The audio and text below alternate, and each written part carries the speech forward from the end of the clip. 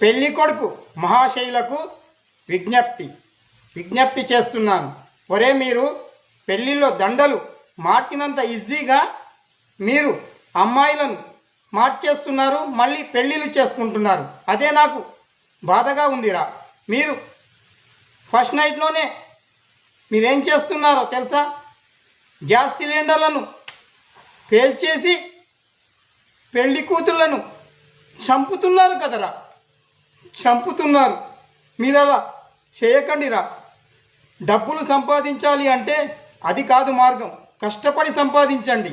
కానీ ఇలా కట్నాల పేరుతో కోటి రూపాయలు తీసుకుంటూ మళ్ళీ పెళ్ళిళ్ళు చేసుకోవడం ఏమీ బాగోలేదురా.